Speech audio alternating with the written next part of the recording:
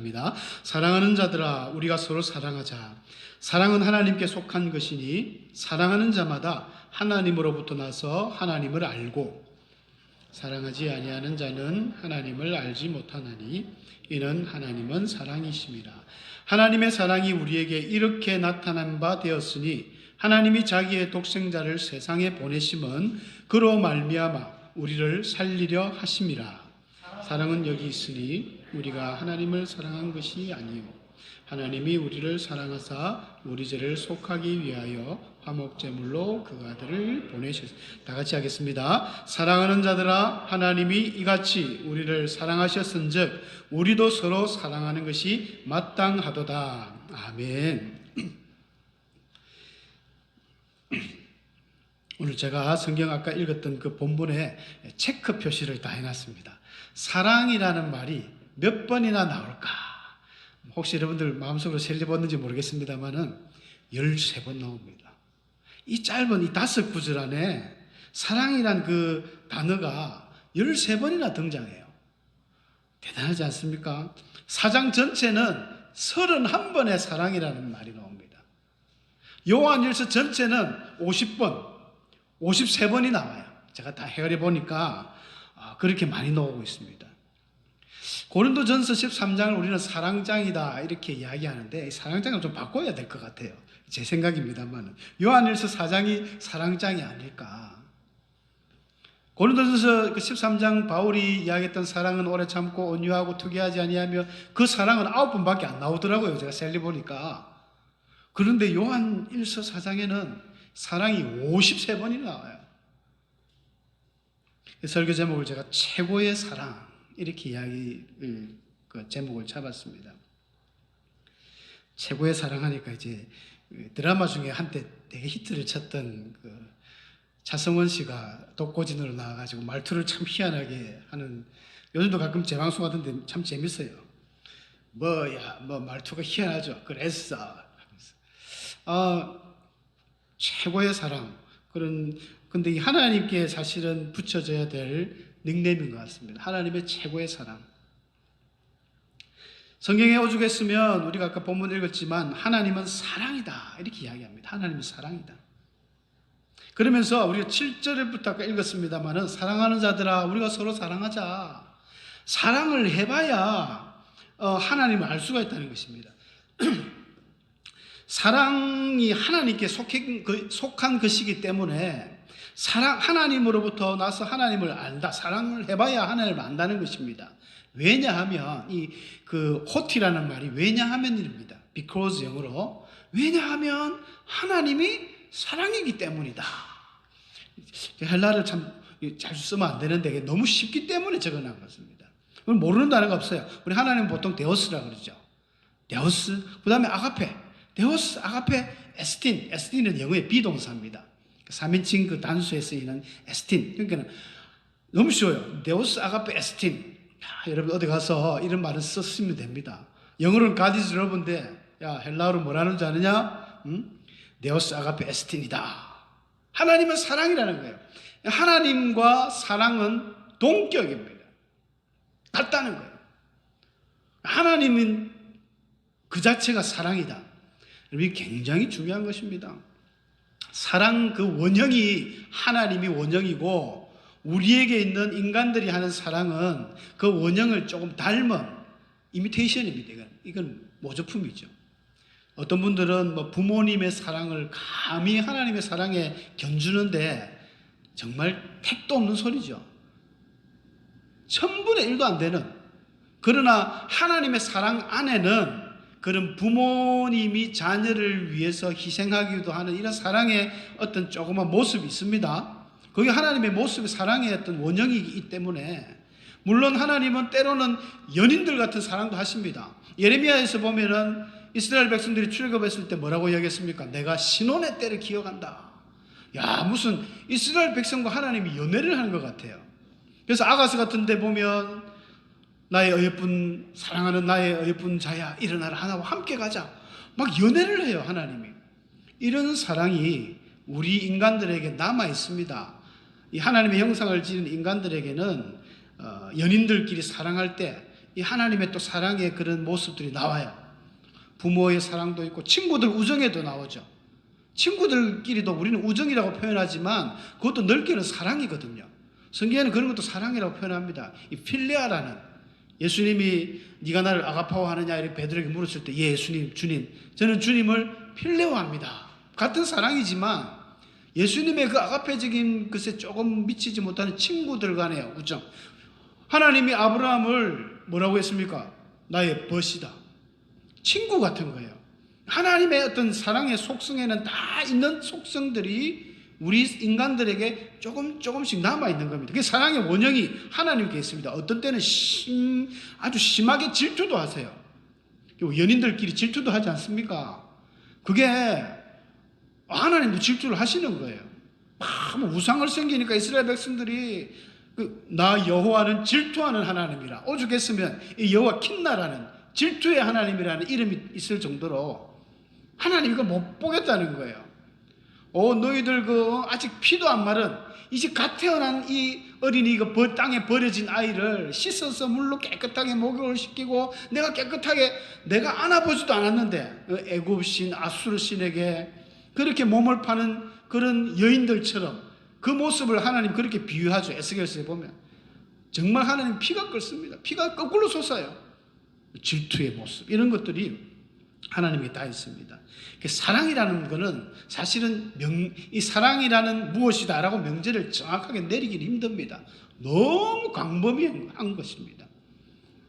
하지만 우리가 통상 이 아가페적인 사랑이라는 것은 하나님의 그 사랑을 우리가 본받는 거예요. 그리고 사랑이라는 것은 참 진정한 우리가 사랑을 해야 되는데, 진정한 사랑을 하기 위해서는 반드시 필요한 것이 내가 사랑이 어떤 것인지 사랑을 받아본 사람들이 사랑을 잘하죠. 어린 그 유년 시절을 사랑을 받지 못하고 자랐던 이런 사람이 어른이 되었을 때는 굉장히 위험합니다. 사랑이 뭔지도 모르고 결혼을 해서 아이를 낳아요. 또 아이를.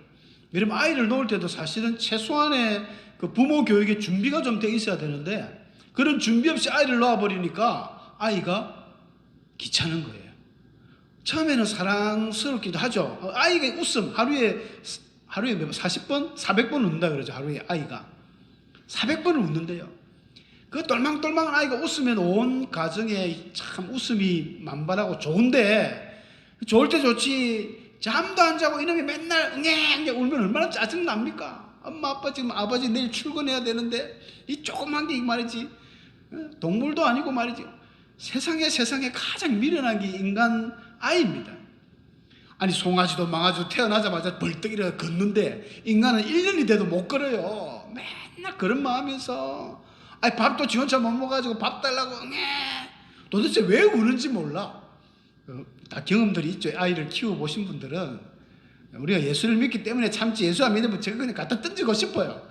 준비 안 된 사람들, 어릴 때 부모님의 사랑을 못 받은 사람들은 진짜 애 집에 던져버립니다. 그래서 신문에 우리 매스컴에 가끔 나오지 않습니까? 자녀를 학대하는 부모들. 준비가 안 된 거예요. 그리고 그 애들은 자기도 어릴 때 그런 사랑을 못 받고 아마 학대를 받았을 경우가 굉장히 많습니다. 그러니까 귀찮은 거예요. 잠도 못 자게 얼마나 짜증나게 막 조용해라 하면서 두드려 패고 테이프 붙이고 막 던져버리고, 그런 애들이 그 연약한 아이의 뼈들이 넋골이 부러지고, 그게 뭐 부러졌다고 표가 납니까? 오래오래 두니까 염증이 나고 막 골마 터지고 썩고, 참 안타까운 경우죠. 사랑을 배워야 됩니다. 혹시 자리에 계신 우리 성도님들 중에도 내가 어릴 때 불우하게 자랐다, 사랑을 배워야 돼요. 저는 좀 어릴 때 불우하게 자랐습니다. 제가 이제 1세대 신앙인이기 때문에 저는 근데 저희 집사람 같은 경우는 3대째 집안이거든요. 아주 사랑과 은혜 속에 막 예쁘게 커온 그 공주들 제가 덥석 잡아온 꼴인데, 결혼할 때 힘들었죠. 그래서 방해꾼들이 많았지만 그래도 하나님의 은혜로 야곱처럼 쟁취했습니다만, 결혼하고 처음 생일상을 받았습니다. 저는 생일날 생일잔치를 왜 하는지 모르겠더라고요. 어릴 때부터 생일은 죽은 조상이나 하고 아버님이나 하지 애들이 무슨 생일상을 그런 의미가 없이 자라왔기 때문에 저는 전혀 생일날 뭘 한다는 게 오히려 어색하지 안 받는다고 전혀 섭섭하지 않습니다. 그렇게 자라왔어요. 근데 연애할 때부터 보니까 집사람은 처녀 때 생일날 제가 한번 깜빡하고 넘어갔어요. 연애할 때는 잘 챙겼죠. 점수 달라고. 결혼을 했으니까 한번 생일을 안 챙겨줬다가 굉장히 섭섭해 하더라고요. 어떻게 그럴 수가 있냐면서. 그럴 수 있지. 그게 뭔데? 저는 이 의견 막 충돌이 일어나는 거죠. 이제 초창기 때. 사랑을 받은 사람과 받지 못한 사람의 차이입니다. 그런데 저는 이제 하나님을 또 일찍 믿으면서 그 사랑을 성경에서 배웠습니다. 그러니까 뭐 예수 사랑하시고 성경에서 읽었네, 배웠네 이런 것들이 있는데 하나님께 하나님의 사랑을 배운 거예요. 마태복음 11장 28절에 보니까 예수님도 그런 말씀을 하셨습니다. 수고하고 무거운 짐진 자들아 다 내게로 오라. 나는 마음이 온유하고 겸손하니 나의 멍에를 보고 내게 배우라. 여러분, 예수님께 사랑을 배우면 오리지널로 배울 수 있습니다. 왜냐하면 사랑의 원형이 하나님이기 때문에 제대로 배우는 것입니다. 혹시 부모님에게 사랑을 배웠다, 아니면 친구에게 사랑을 배웠다, 아니면 연인 간의 어떤 사랑을 배웠다 하면 약간 잘못된 사랑일 수도 있습니다. 한쪽으로 치우친 사랑이 되거든요. 근데 하나님의 사랑은 다 포함됩니다. 우리가 잘못된 사랑이 뭐냐면 스토커적인 사랑이죠. 받기만 하려는 사랑. 김창옥 씨가, 소통 전문가 김창옥 씨가 그런 이야기를 했습니다. 이 데이트할 때, 결혼 전에는 남자들이 그렇게 온순한 양 같대요.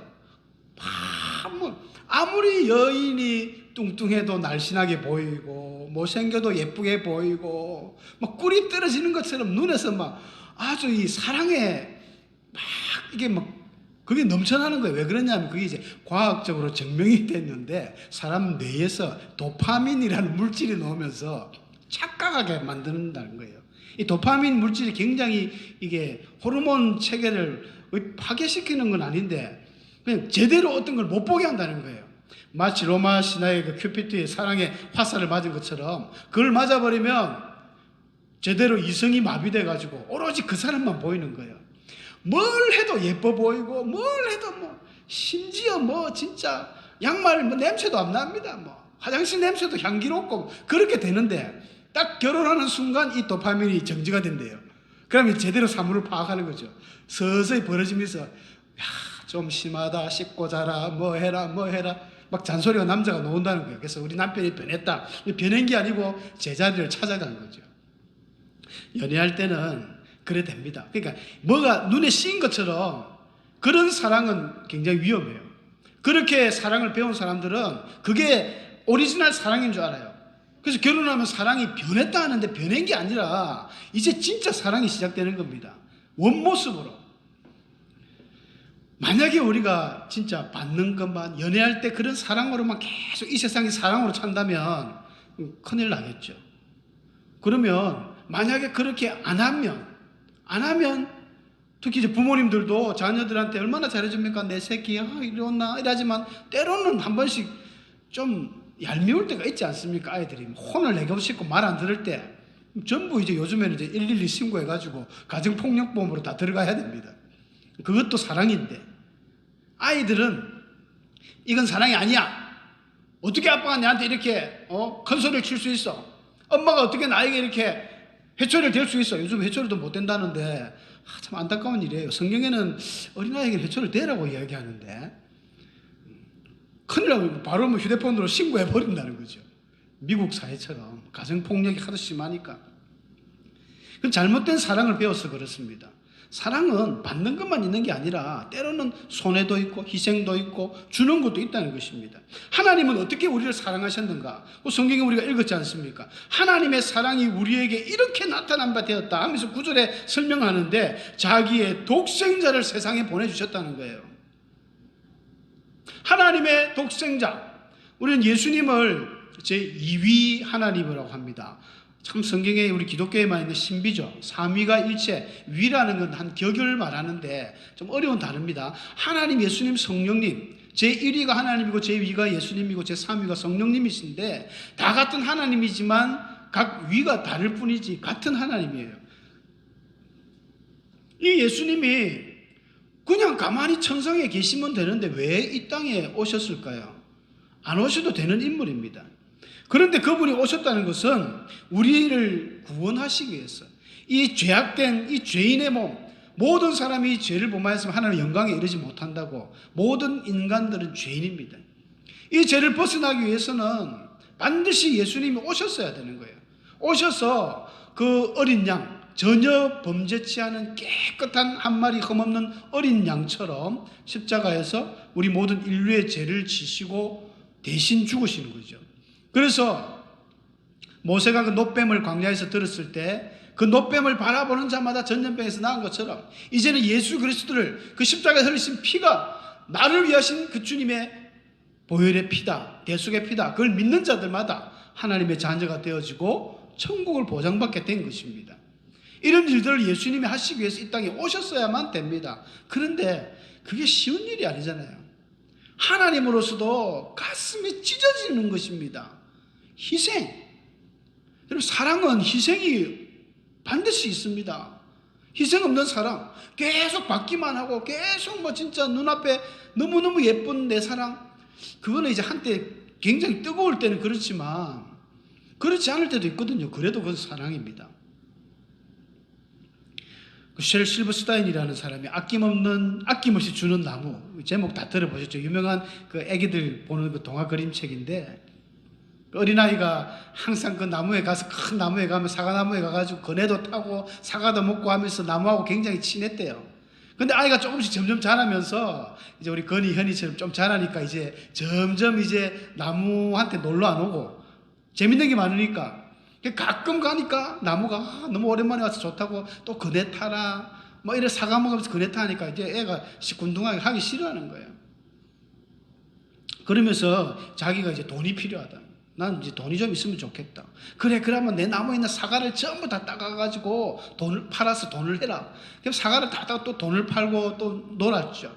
그래서 어른이 되어서 이제는 결혼을 해야 되는데 하면서 와가지고는 뭘 합니까? 결혼을 하려니까 이제 집을 지어야 되는데 나무가 없다. 그러니까 그 아낌없이 주는 나무가 나를 좀 베어가서 집을 지어라. 그 집을 지은 거예요. 가지하고 막 다 뜯어 집을 짓고, 또 어느 정도 한참 시간이 지나서 왔을 때는 이제 자기가 어디 저 멀리 여행을 가고 싶다.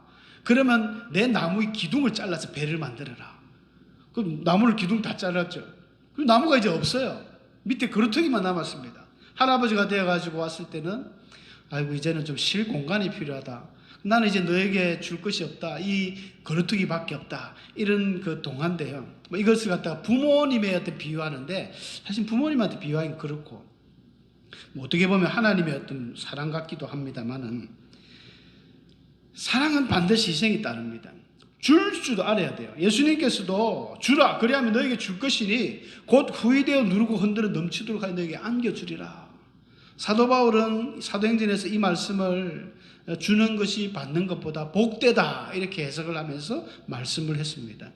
준다는 것, 사랑이 없으면 잘 안 됩니다.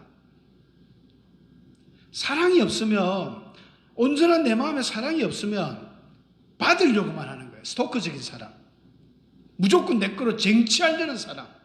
여러분, 이 쟁취하려는 사랑에서 이제 벗어나야 됩니다. 나의 신앙의 연수가 오래된 오를수록, 직분이 오르면 오를수록 더 풀어야 됩니다. 더 섬겨야 됩니다. 더 낮아져야 되고, 이게 진짜 사랑하는 사람의 모습입니다. 요한 1서에서 강조하는 이 참 사랑, 야고보서에는 참 믿음, 베드로에는 참 소망. 이 요한 사도는, 여러분 요한 사도가 요즘 공동체 성경 중에 계속 요한복음이 진행되지 않습니까? 이 요한이 나이도 제일 어린 자였지만 굉장히 섬세합니다. 사람이 섬세하고 부지런하고 열심하고 눈매가 참 예리합니다. 유다가 도둑질 하는 걸 몇 번이나 보고 밤늦게까지 수고로 일하면서 그 니고데모가 밤늦게 예수님과 은밀한 이야기를 할 때 다 들은 거거든요. 그 열심히 있는 이 요한이 예수님을 딱 보니까, 요한복음은 여러분 대단한 책입니다. 요한의 신학이라는 것은 이 로고스, 이 당시에 많은 사람들이 로고스 하면 이건 하나님 어떤 절대자의 신의 개념으로 로고스를 섬겼는데, 그 요한복음 1장 1절부터 나오죠. 태초에 말씀이 계시니라. 이 말씀이 로고스거든요. 말씀이라는 뜻이 로고스, 진리 그런 뜻인데 이 너희들이 아는 로고스가 바로 예수님이다. 이 말씀은 곧 하나님이다 하면서 요한의 신학은 예수님이 하나님이다. 이 신학입니다. 더 나아가서 자기가 보니까 예수님은 참 사랑이다. 사랑의 하나님이라는 거예요. 그걸 요한 1서에서 강조를 합니다. 놀라운 이 사랑 안에는 우리에게 주어지는 하나의 보너스가 있습니다. 그 18절에 이런 말씀이 있습니다. 사랑 안에는 두려움이 없고 온전한 사랑이 두려움을 내쫓는다. 여러분, 우리가 하나님을 정말로 사랑하고 정말로 하나님을 내 아버지로 나의 모든 것으로 인정하고 그분을 사랑한다면 우리 안에는 두려움이 없습니다. 의심이 없다는 것이죠. 100%의 확신, 이런 사람은 기적을 일으킬 수 있습니다. 두려움이 없어요. 마음에 두려울 게 없죠. 하나님이 내 아버지인데, 나의 백그라운드, 내 등 뒤에는 주님이 항상 계신데 우리가 무엇이 두렵습니까? 내가 아직 부족한 거예요. 온전한 사랑을 못하기 때문에 두렵습니다. 부부간에도 서로 간에 온전한 사랑이 안 될 때는 어떻게 합니까? 불안하죠. 의심이 됩니다. 오늘따라 우리 집사람이 와서 이쁘게 해가지고 어딜 가는데 도대체 옛날 같으면 연지곤지 찍고 말이죠. 온갖 이 립스틱을 바르고 평상시 안 입는 치마를 저렇게 짧게 입고 구두까지 힐을 신고 왜 이렇게 뽐을 내지? 이제 동창생 만나러 가는데 남편은 불안한 거예요. 왜? 사랑이 없으니까. 확신이 없으니까. 그래, 네 실컷 네 마음대로 나가라. 그래도 너는 내 여자니까 돌아온다. 이런 믿음이 없어요. 온전한 사랑이 안 되면 두렵습니다. 여인도 마찬가지죠. 남편에 대해서 자꾸 두려워합니다. 우리 박시영 목사님 얼마나 전국구입니까? 유명하시고 초량교회도 가고 뭐 역사가 창원기념 120주년 기념관도 가고 너무너무 유명해요. 좀 어지간한 좀 반듯한 권사님들이 많이 따라 붙을 수 있습니다. 목사님 커피 한잔 하시죠. 수고하셨다고 머니도 많이 줄 수 있고 한데, 원래 우리 목사님도 원체 또 그런 부분에 철두철미하시니까 다 끊지만 그걸 바라보는 우리 사모님의 마음은 어떻겠습니까? 두근두근 어쩌면 또 뭐 달관을 하셔서 모르겠지만 온전한 사랑이 없으면 집에 오면 보자, 두고 보자 막 이래 될 겁니다. 여러분, 굉장히 중요합니다. 이 사랑, 온전한 사랑은 두려움을 내쫓는다. 이거 정말 우리에게 필요한 말씀이에요. 내가 하나님을 진짜 사랑, 아내를 진짜 사랑, 자녀도 마찬가지예요. 자녀를 확실히 믿으면 사실은 자유를 줍니다. 못 믿으니까, 100% 사랑을 안 하니까 저 녀석이 말이죠, 방에 들어가면 뭘 하는지 막 의심이 되는 거예요. 저거 뭐 핸드폰을 하는데 도대체 뭘 이상한 데 들어가는 건 아닌지 막 두려워요. 좀 여유가 있어야 됩니다. 그래, 뭐 좀 놀다가 다시 돌아오겠지. 원위치 온다. 확신이 있어야 되는데 우리 아들에 대한 확신이 내가 없는 거예요. 우리 딸에 대한 확신이 없습니다. 그거 굉장히 중요합니다. 자녀들도 알거든요. 우리 엄마 아빠는 나를 믿어주는구나. 나를 믿어주는구나. 그러면 혹시 설령 나쁜 짓을 하다가도 엄마 아빠가 생각이 납니다. 반드시 돌아옵니다. 그런데 맨날 불신하고 우리 엄마 아빠는 나를 안 믿어, 그렇게 생각하면 오히려 반항적으로 더 나가죠. 굉장히 중요한 말씀인 것 같습니다. 우리 하나님의 사랑은, 우리 하나님을 정말 여러분 사랑하셔야 됩니다. 온전한 사랑, 이런 사랑은 두려움을 내어쫓고 하나님의 큰 역사를 일으킵니다. 우리 무주교 전원교회 모두 성도님들께서 정말 하나님을 사랑하는 마음 100%, 120%의 사랑을 하셔서 하나님이 어떤 말씀을 주시더라도 또 너무 받기만 하려고 하지 마시고, 때로는 하나님 앞에 섭섭한 것도 있습니다. 하나님, 나 왜 이렇게 아프게 하세요? 하나님, 나 왜 이렇게 마음을 슬프게 하세요? 그것도 사랑의 한 표현일 수 있습니다. 그것도 감수할 수 있는, 인내할 수 있는, 야고보서에 그랬지 않습니까? 여러 가지 시험을 만나도 온전히 기쁘게 여기는 것, 이게 온전한 믿음을 갖추는 그 비결이라고 했는데, 이런 하나님께 사랑을 우리가 배워서 정말 우리가 하나님 앞에 이 참 기적의 주인공이 되는, 축복의 통로가 되는 그런 우리 성도님들 되시기를 축복합니다.